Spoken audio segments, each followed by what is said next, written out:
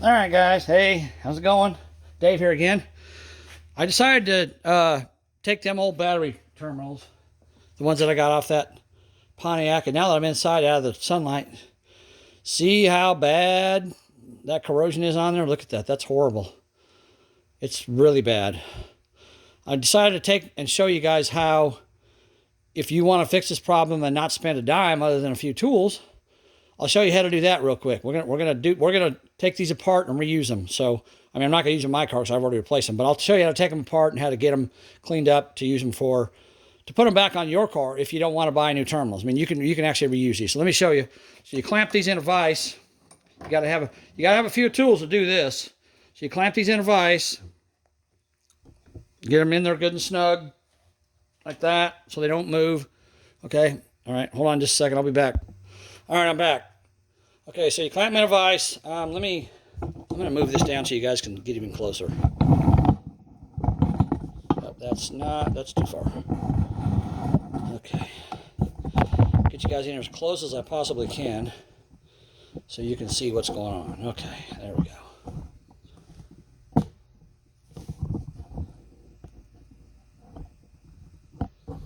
All right. So you want to take a pair of needle nose pliers, and I already bent these out to get the cables off to start with, so I'm going to bend them out of the way, so they're out of the way, bend them kind of out straight like that, okay? So I'm going to show you how to make this look like that. See how nice and clean and shiny that is? So I'm going to show you how to do that, okay?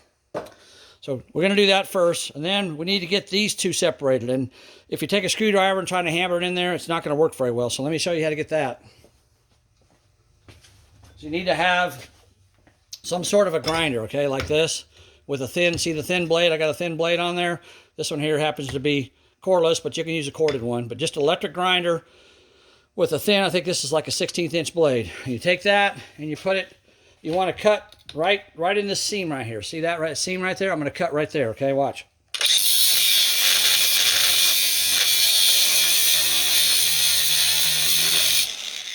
There you go, see that? Now see how shiny that is?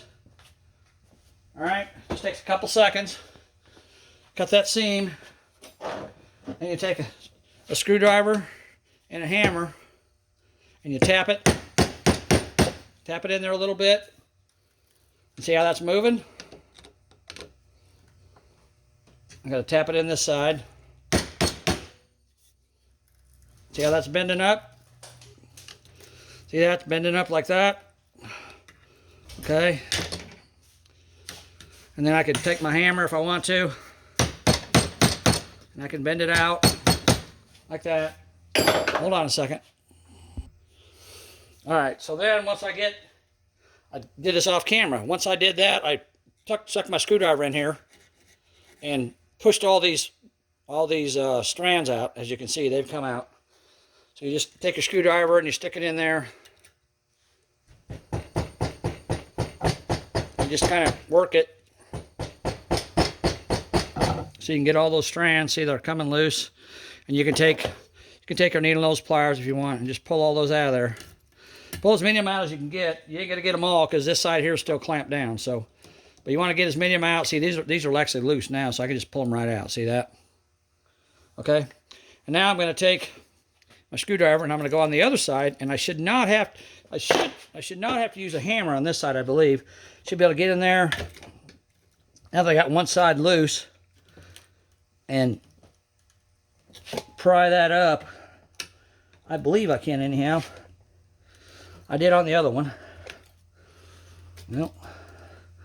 All right, no, that one's not going to go, so let's get a hammer. Again, a hammer, tap on it. Get it underneath there.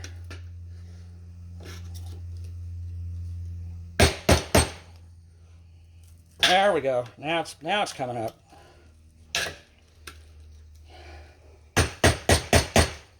Bend that up.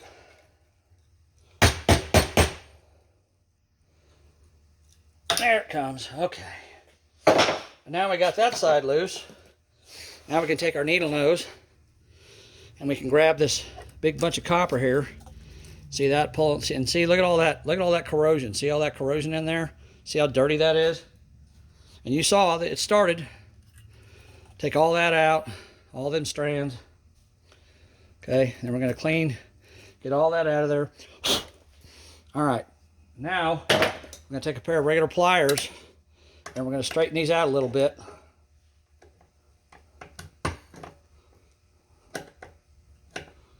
Like that. I'm going to bend this one this way so I can get underneath of it.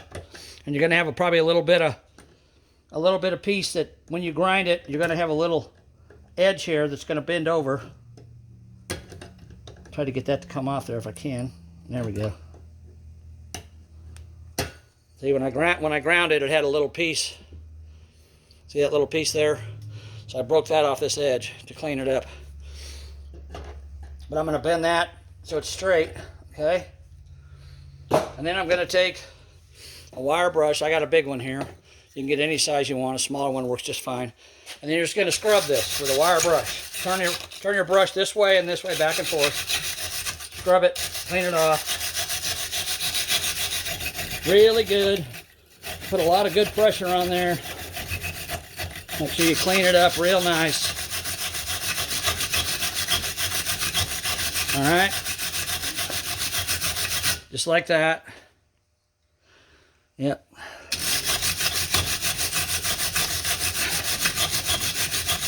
If you don't have a wire brush, you could always use sandpaper. It'd be a little more difficult with sandpaper, but you could do it. All right, now it isn't spotless, but it's pretty clean. Right here where the battery cable goes, you can see how shiny it is in there now. Now, remember, when you put this back together, these clamps here go on the insulation.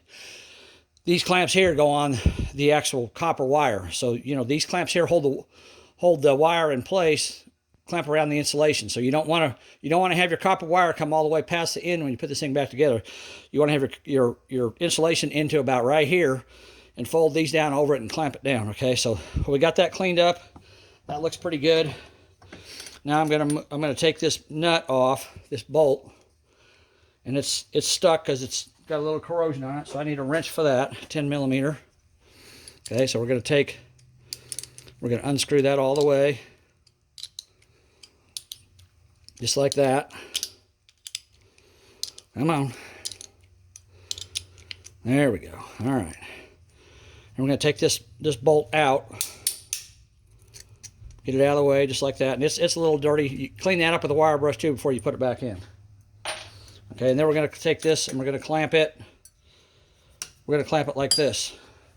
All right, so I got to open my vise up a little bit, and I'm going to clamp it just barely in there, just enough to hold it. I want to leave it up a little bit off, as far as I can off the vise. Okay, so I'm going to clamp that in there like that.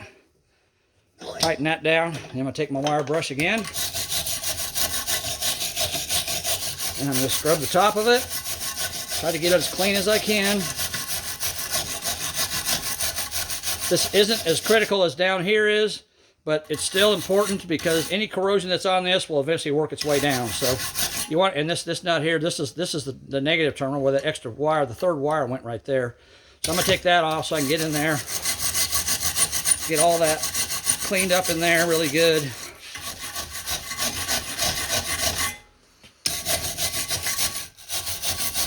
Clean all that up.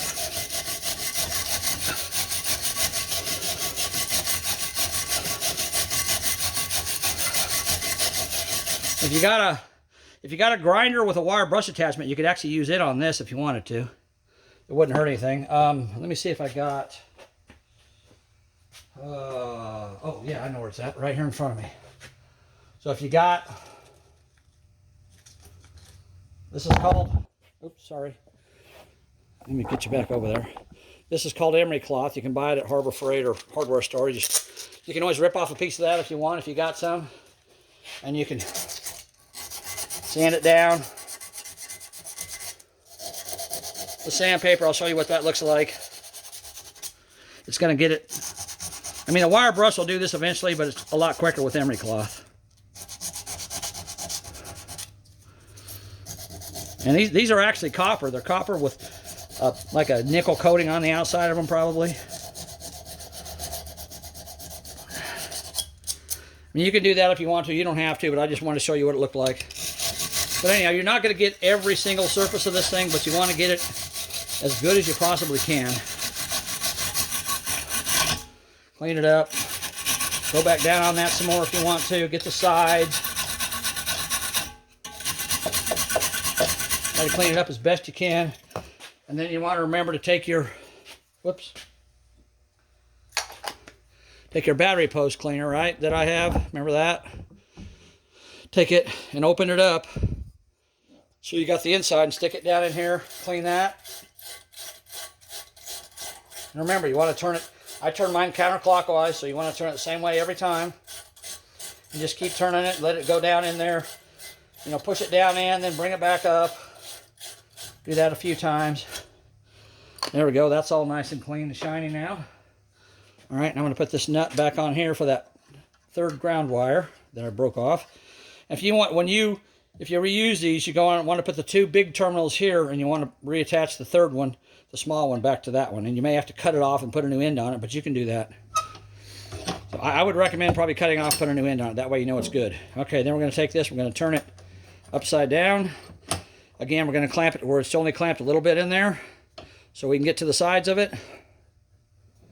All right, and now we're going to see all that corrosion and all that green stuff on there. That stuff is what promotes corrosion inside the battery cables. You want to clean all that off. Scrub it all down.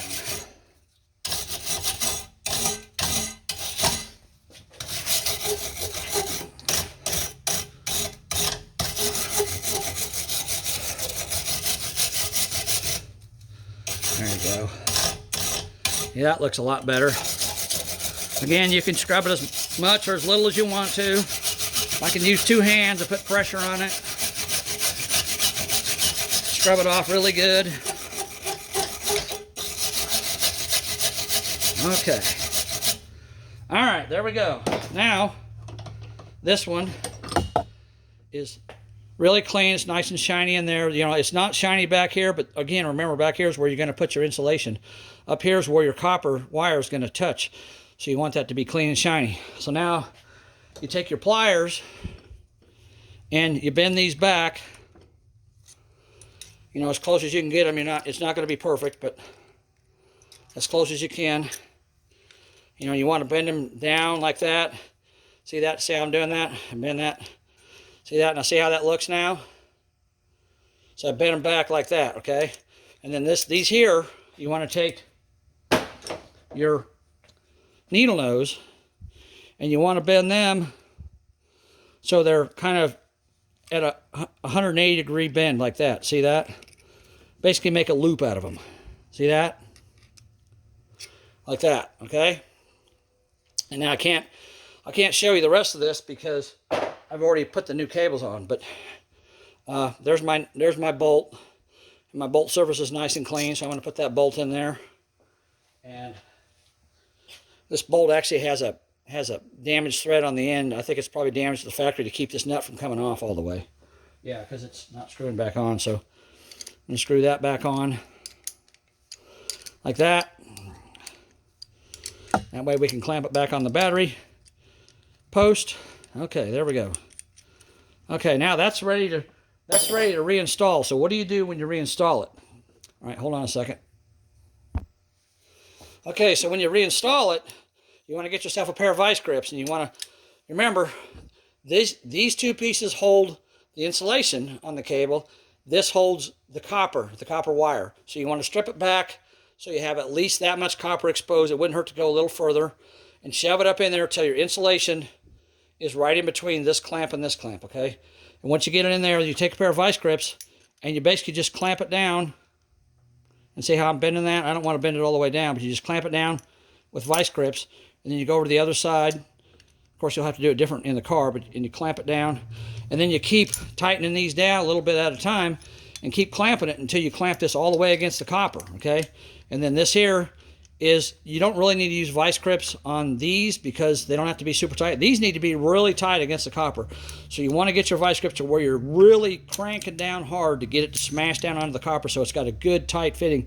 And actually, if you wanted to, you could take like a pair of vice grips or something else and lay this on top of it on your engine like that.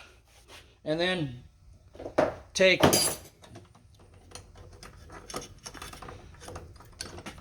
a hammer, take a hammer and tap right there on it to smash that in really. But you want, as you clamp it down, you want these ends here to kind of curl around. You know, you want them to curl around and go inside. So the vice grips will do that. If you grab it kind of at an angle like that, see that? And if I clamp down, I'm going to go ahead and clamp down on it. Well, if I can. If I clamp down on that, oh boy, that's really, these are really tough. If I clamp, see how it's bending? See how it's bending? Now see how that one bent inward? And then if I go around to this side, and I clamp that one the same way, and I squeeze it, oh, there we go. Well, I didn't want to do that, but I did. Now see how that bent inward? See that? See how that's bent inward? So then now you can take your hammer and just hammer those down and make sure you also want them to be squeezed together, so you can take your vice grips and squeeze from side to side like that to squeeze them to where they're touching each other. You don't want a gap in here. You want them touching each other. So once you get it like this to where they're bent inward, you take your vice grips and you squeeze it here to squeeze them so they're touching each other. And then you can hammer. You can either squeeze them again with your vice grips, or you can use, like I said, you can put your vice grips down there, lay this on top of it, and use a hammer and tap on it. And you want to really get it tight in there. You want that. You don't want to do anything with these yet, because you want to get this so tight that you can pull on that and it doesn't move. And you don't want to pull hard at first, because you don't want to accidentally pull it out and have to redo it. So you want to make sure you get these smashed down really good.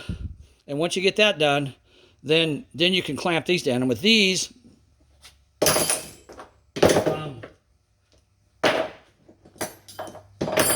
here, just take a regular old pair of pliers and just squeeze it. See that? See how it clamped down? You know, and then you can squeeze it together like you did the other one. See that?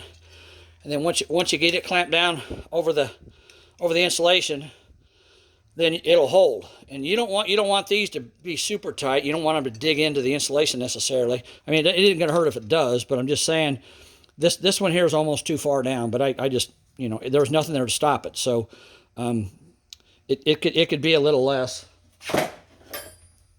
And I can take my needle nose and I can twist that and put it back out again, just like that. See, it's pretty easy to do. So, you know, you want these to come inward, and you want them also to touch. So I'm going to tap them together. There you go. So you want them to touch like that, just like the inside ones. You want them to touch. But you can squeeze them with pliers. I don't have pliers. I just got these little needle nose. But you can squeeze them together and then take your pliers and smash them down so they're real tight against the insulation.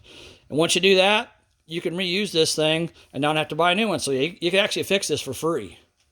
Now, one thing I did, I made a little short. I'll go ahead and include it in this video. Once you get these back on the car, how do you prevent them from having further corrosion? Well, there's several different methods you can use. Let me show you one.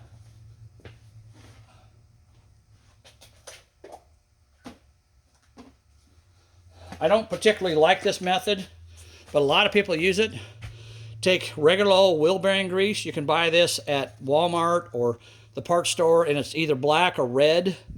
And you can get like either use your finger or a paintbrush or whatever. Dip it in there and just smear it all over this terminal. But the problem is it's if the terminal gets corrosion on it and you want to clean it again, you got grease all over it. So I don't like using that. So here's what I do. But you can use it. I mean, grease works. If that's what you got and that's what you want to use, go ahead and use it. Another thing you can do if you want to, you can coat them with engine oil. That helps. Keep you know, anything to keep moisture off them. Engine oil will work. But the stuff I use, no, that's not the stuff I like to use. Sorry, that's the wrong one. Where's it at? Here it is. I found this stuff. I found this stuff. It was actually on clearance, so I don't even know if they sell it anymore. But they probably sell something like it. This stuff here is basically if you're using like a lawnmower or some kind of a small engine, at the end of the year, you take your spark plug out, you turn your gasoline off, and you run the engine till it dies, so the carburetor is empty, and then you can take your air cleaner off and spray this inside the carburetor, inside the air cleaner or the air intake system, and then you can take your spark plug out and spray it inside the cylinder, okay? And it basically it oils everything up, lubricates it, so it sits for the winter, so it doesn't cause problems if it's sitting over the winter. Let me spray it on my hand and show it to you. See that? So that's kind of like it's basically like a really thin red grease, okay? And it's a lot easier to clean off if you need to clean it off, okay? So that's what I use. I spray that on there.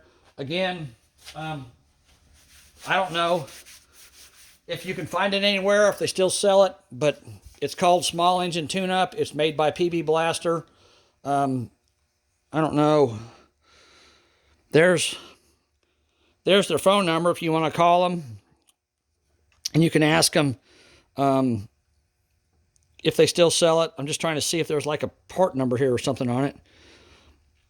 But it's just called Powerful Small Engine Tune-Up. So it's just basically like a real thin grease. You can use it on chainsaws and small engines and, you know, stuff like that, and lawnmowers and stuff. But see, you spray it inside the spark plug hole and it lubricates the cylinder, but you can also take your air cleaner off, run your engine until it runs out of gas, and spray it. Take your air cleaner off and spray it inside the carburetor, and it'll keep the carburetor lubricated up for the winter too. So it doesn't hurt. But you know, this stuff works really good for that. I mean, a lot of people use the what's it called? I don't know. I can't remember the stuff you put in your gasoline, and it's a Sta-Bil. It stabilizes your gasoline. You can put that in your gasoline, but you can spray this in your cylinder too. But like I said, I don't know if they still sell this stuff or not. But if they do, then you can buy that. Or, you know, if you don't have that, just use regular old WD-40. But now this stuff is really thin and it doesn't stay a long time. So, you know, probably at least twice a year, once every 6 months, you want to take your cover off your battery or open up your hood if your battery's exposed and clean your terminals. Again, you can clean them. You can clean your terminals. I told you before, you can use baking soda and water. You can use a wire brush like this to clean them off with. You know, once you clean them off, spray them again with WD-40, and that'll help slow down the corrosion. It may not stop it, but it'll help slow it down. All right. Anyhow, turn this thing around here. Okay, so I hope that helps you guys. Again, you can see, where's the other one at? Well, I don't know what I did with it. Crap. Dang it. Well, I don't know. I laid it down. Oh, here it is. So again, you can reuse these. You know, I pulled these off of the battery. You can reuse them. You just want to clean them up real good. You know, you have to do what I did with the grinder, open them up. That's what it'll look like once you get it opened up. It'll look like that. And then, you know, you clamp it back down a little bit. Enough. This is a little too much, but you know, you want it to be, let me do this real quick. So if you can see down in there, now see, I can stick a battery cable in that. So if you got it smashed down to about like that, you know, you can stick a battery cable in there and then use vice grips on this side and hammer it down, and then just use pliers on this side to get those smashed down against the insulation.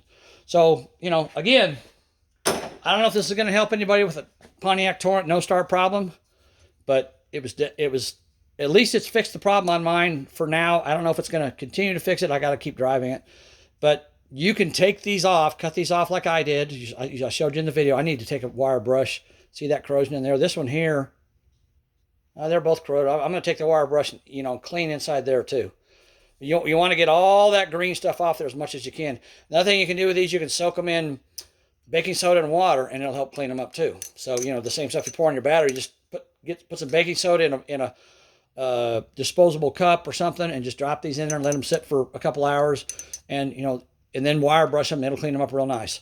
So again, if you've got a problem with the Pontiac Torrent or, you know, any of them 08, 07, 06, whatever GM cars, and where you turn the key and nothing happens, if you got that green corrosion looking stuff on your battery cables, you need to pull these off, cut new ends on your battery cables, and like I said, you can reuse these, and it won't cost you a dime, just cost you time and some tools.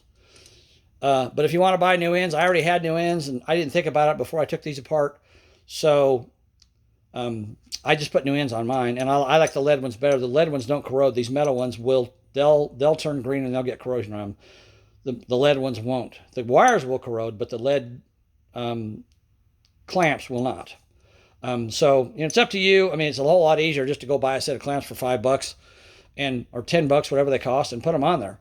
But if you can't afford it, if you're on a really tight budget and you want to fix it yourself, take these apart, clean them up like I did, put them back on, clamp them back down on there with a pair of vice grips here and a pair of pliers there. And like I said, make sure this part is clamped on the insulation and the copper goes in here.